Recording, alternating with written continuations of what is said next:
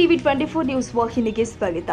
ಬಾಗಲಕೋಟೆ ಜಿಲ್ಲೆಯ ಬದಾಮಿ ತಾಲೂಕಿನ ಪಟ್ಟಣ ಪಂಚಾಯಿತಿ ಕಾರ್ಯಾಲಯ ಕೆರೂರು ಪಟ್ಟಣದ ಸಾರ್ವಜನಿಕರಿಗೆ ತಿಳಿಸುವುದು ಏನಪ್ಪಾ ಅಂದ್ರೆ 2009, 10ನೇ ಹಾಗೂ 11ನೇ ಸಾಲಿನ ವಾಜಪೇಯಿ ನಗರ ನಿವಾಸಿಯ ಯೋಜನೆ ಅಡಿಯ ರಿಜಿಸ್ಟರ್ ನಂಬರ್ 2009/1+2 ಹಾಗೂ 220/1ರಲ್ಲಿ ರಚಿಸುವ ನ್ಯೂ ವೇಷಣೆಗಳ ಪೈಕಿ ಫಲಾನುಭವಿಗಳು ವಸತಿ ನಿಗಮದಿಂದ ಹಕ್ಕು ಪತ್ರವನ್ನ ಶ್ರೀ ಸಿದ್ದರಾಮಯ್ಯ ಅವರೇ ಈ ಘೋಷಣೆಯನ್ನ ಮಾಡಿ ಆ ಪತ್ರಕ್ಕೆ ಸಹಿ ಕೂಡ ಮಾಡಿ ಬಡವರಿಗೆ ಕೊಟ್ಟಿದ್ರು. ಅದು ಇವಾಗ ರದ್ದಾಗಿದೆ ಎಂದು ಗೊತ್ತಾದ ಮೇಲೆ ರೈತರು ಪಟ್ಟಣ ಪಂಚಾಯಿತಿ ಎದುರುಗಡೆ ಪ್ರತಿಭಟನೆ ಮಾಡಿದ್ರು. ಸತತ 15 ದಿನಗಳ ಕಾಲ ಪ್ರತಿಭಟನೆ ಮಾಡಿದ್ರು. ಮಹಿಳೆಯರು ಹಾಗೂ ರೈತ ಮುಖಂಡರು ಕೂಡ ಅಲ್ಲೇ ಪ್ರತಿಭಟನೆ ಮಾಡಿದ್ರು.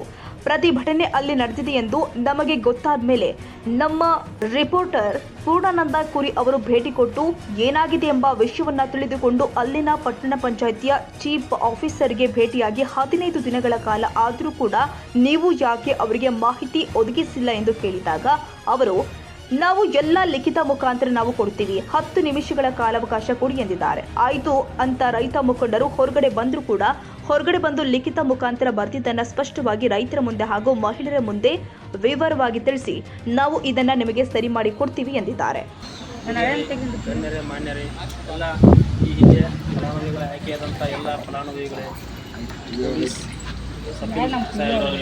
ಮಾಧ್ಯಮದವರು, ಎಲ್ಲ ನಮ್ಮ ಆಡಳಿತ ಮಂಡಳಿಯ ಅಧ್ಯಕ್ಷರು, ಉಪಾಧ್ಯಕ್ಷರು, ಸದಸ್ಯರುಗಳೇ, ಎಲ್ಲ ಪತ್ರಿಕಾ ಮಾಧ್ಯಮದವರೇ, ಈಗಾಗಲೇ ಕರ್ನಾಟಕ ರಾಜ್ಯ ರೈತ ಸಂಘದವರು ಸುಮಾರು 15 ದಿವಸಗಳಿಂದ ಈ ಹಿಂದೆ 2009, 10, 11ನೇ ಸಾಲಿನಲ್ಲಿ ಫಲಾನುಭವಿಗಳ ಆಯ್ಕೆಯಾದಂಥ ಫಲಾನುಭವಿಗಳಿಗೆ ಹಕ್ಕುಪತ್ರ ವಿತರಿಸದೇ ಇರುವುದರಿಂದ ಹಕ್ಕುಪತ್ರವನ್ನು ವಿತರಿಸಬೇಕಂತ ಒಂದು ಉದ್ದೇಶವನ್ನು ಇಟ್ಟುಕೊಂಡು ನಡೆಸಿದಂಥ ಈ ಒಂದು ಹೋರಾಟಕ್ಕೆ ಈಗಾಗಲೇ ಮಾನ್ಯ ಸಿದ್ದರಾಮಯ್ಯ ಸಾಹೇಬರು ಬದಾಮಿ ಕ್ಷೇತ್ರದ ಶಾಸಕರಿದ್ದು ಅವರೊಂದು ಆಶ್ರಯ ಸಮಿತಿ ಅಧ್ಯಕ್ಷರಿದ್ದಾಗ 205 ಫಲಾನುಭವಿಗಳು ಏನು ಆಯ್ಕೆ ಮಾಡಿದ್ದಾರೆ ಆ ಎಲ್ಲ 205 ಫಲಾನುಭವಿಗಳಿಗೂ ಇವತ್ತಿನ ನಮ್ಮ ಜನಪ್ರಿಯ ಶಾಸಕರಾದಂಥ ಮಾನ್ಯ ಶ್ರೀ ಭೀಮಸೇನ್ ಚಿಮ್ಮನಕಟ್ಟಿ ಸಾಹೇಬರವರು ನಮಗೆ ಮೊನ್ನೆ ಸುಮಾರು 2 ದಿನಗಳಿಂದ ಒಂದು ವಾರ ಡಿಸ್ಕಷನ್ ಮಾಡ್ತಾ ಇದ್ವಿ. 2 ದಿನಗಳಿಂದ ಈ ಹಿಂದೆ ಏನು ಮಾನ್ಯ ಸಿದ್ದರಾಮಯ್ಯ ಸಾಹೇಬರು ಫಲಾನುಭವಿ ಆಯ್ಕೆ ಮಾಡಿದ್ದಾರೆ ಅದರಲ್ಲಿ ಯಾವುದೇ ರೀತಿ ನಾವು ವ್ಯತ್ಯಾಸವನ್ನು ಮಾಡೋಲ್ಲ,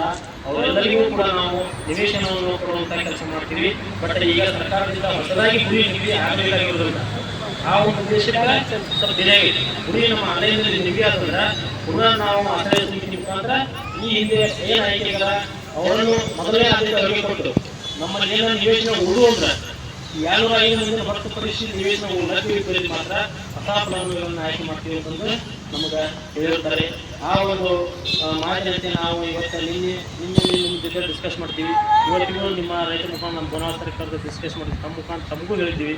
ಈಗ ನಾವು ಮಾನ್ಯ ಶಾಸಕರು ಮತ್ತು ಆಶ್ರಯ ಸಮಿತಿ ಅಧ್ಯಕ್ಷರು ಅವರೇ ಇರುವುದರಿಂದ ಅವರು ಹಿಂದಿನ 205 ಫಲಾನುಭವಿಗಳನ್ನು ಕೂಡ ನಾವು ಮುಂದೆ ನಡೆಯುವಂಥ ಆಶ್ರಯ ಸಮಿತಿಯಲ್ಲಿ ಪರಿಗಣಿಸ್ತೀವಿ ಅಂತಂದು ಹೇಳ್ತಾರೆ. ಆ ಒಂದು ಅವರ ಒಂದು ಆದೇಶದ ಮೇರೆಗೆ ನಾವು ಈ ಹಿಂದೆ ಏನು ಸಿದ್ದರಾಮಯ್ಯ ಸಾಹೇಬರಿಂದ 205 ಫಲಾನುಭವಿಗಳು ಆಯ್ಕೆಗಿದ್ರು ಆ ಪಟ್ಟಿಯನ್ನು ಕೊಡ್ತಾ ಇದ್ದೀವಿ ಮತ್ತು ನಿಮ್ಮನ್ನು ಕನ್ಸಿಡರ್ ಮಾಡ್ತೀವಿ ಅಂತಂದು ಏನು ನಮ್ಮ ಶಾಸಕರು ಹೇಳಿರ್ತಾರೆ ಆ ಪ್ರಕಾರ ನಮ್ಮ ಪತ್ರದಲ್ಲಿ ಲೆಟರ್ನು ಕೊಡ್ತಾ ಇದ್ದೀವಿ. ಈ ಒಂದು ಮಾಹಿತಿಯನ್ನು ಪಡೆದುಕೊಂಡು ತಾವು ಇಲ್ಲಿವರೆಗೂ ಶಾಂತ ರೀತಿಯಿಂದ ನಮ್ಮ ಜೊತೆಗೆ ನೀವು ಬಹಳ ಸರ್ಕಾರದಿಂದ ನಮ್ಮ ಕಾರ್ಯಾಲಯ ಕೆಲಸಕ್ಕೆ ಯಾವುದೇ ಒಂದು ತೊಂದರೆ ಆಗದ ರೀತಿಯಲ್ಲಿ ನಿಮ್ಮ ಒಂದು ಮುಷ್ಕರವನ್ನು ನಡೆಸಿದ್ರಿ. ನಾವೆಲ್ಲ ನಮ್ಮ ಆಡಳಿತ ಮಂಡಳಿ ಮತ್ತು ನಮ್ಮ ಸಿಬ್ಬಂದಿ ಪರವಾಗಿ ತಮಗೂ ಕೂಡ ಧನ್ಯವಾದಗಳು. ಈ ಒಂದು ಸುಮಾರು ನಾಳೆ ನಿಗದಿ ಆಗ್ಬೋದು, 1 ತಿಂಗಳ ಬಿಟ್ಟು ಆಗ್ಬೋದು. ಬಟ್ ಏನು ನಮ್ಮ ನಾಣ್ಯದ ಗುರಿ ಆಗ್ತದೆ ಮೊದಲನೇ ಹಂತದ ಸಭೆಯಲ್ಲಿ ನಿಮ್ಮನ್ನು ಪರಿಗಣಿಸಿ ನಿಮಗೆ ನಿವೇಶನ ಕೊಡುವಂಥ ಕೆಲಸವನ್ನು ನಾವು ಮಾಡ್ತಾ ಇದ್ದೀವಿ. ಆ ಥರನಾಗಿ ತಮಗೆಲ್ಲ ಒಂದು ಈ ಒಂದು ಮಾಹಿತಿಯನ್ನು ಕೊಡ್ತಾ ಇದ್ದೀವಿ. ಇದನ್ನು ಪಡ್ಕೊಂಡು ತಾವೆಲ್ಲರೂ ಇವತ್ತಿನ ಮುಷ್ಕರವನ್ನು ಕೈಗೊಳ್ಳುವಂಥ ಸಂಬಂಧ ಅಲ್ಲಿ ಎಲ್ಲ ರೈತ ಮುಖಂಡರು ಹಾಗೂ ಇನ್ನಿತರ ಸದಸ್ಯರು ಭಾಗಿಯಾಗಿದ್ದರು ಮತ್ತು ಪೊಲೀಸ್ ಠಾಣೆಯ PSI ಆದ ರಬಕವಿ ಸರ್ ಕೂಡ ಅಲ್ಲಿ ಭಾಗವಹಿಸಿದ್ರು ಹಾಗೂ ಸಿಬ್ಬಂದಿಯವರು ಕೂಡ ಭಾಗಿಯಾಗಿದ್ರು. ಕನ್ನಡಿಗರ ಮೆಚ್ಚಿನ ನಿಮ್ಮ ಟಿವಿ 24 ಕನ್ನಡ ನ್ಯೂಸ್ ವಾಹಿನಿ ಇದೀಗ ಟಿವಿಯಲ್ಲಿ ಲಭ್ಯ. ಕರ್ನಾಟಕ ಮತ್ತು ದೇಶ ವಿದೇಶದ 360 ಡಿಗ್ರಿ ಸುದ್ದಿ ಹಾಗೂ ಉತ್ತರ ಕರ್ನಾಟಕ, ಬೆಳಗಾವಿ, ಬಾಗಲಕೋಟೆ, ಧಾರವಾಡ, ಹಾವೇರಿ, ಗದಗ, ಬಿಜಾಪುರ ಜಿಲ್ಲೆಯ ಕ್ಷಣ ಕ್ಷಣದ ವಿವರವನ್ನ ಪಡೆಯುವುದಕ್ಕೆ ಟಿವಿ 24 ಕನ್ನಡ ನ್ಯೂಸ್ ವಾಹಿನಿಯನ್ನ ಲೈಕ್ ಮಾಡಿ, ವಿಡಿಯೋಗಳನ್ನ ಶೇರ್ ಮಾಡಿ, ಕಮೆಂಟ್ ಮಾಡುವ ಮೂಲಕ ನಮ್ಮ ವಾಹಿನಿಗೆ ಸಹಕಾರ ನೀಡಿ ಮತ್ತು ಚಾನೆಲ್ ಅನ್ನ ಸಬ್ಸ್ಕ್ರೈಬ್ ಮಾಡಿ. Thank you.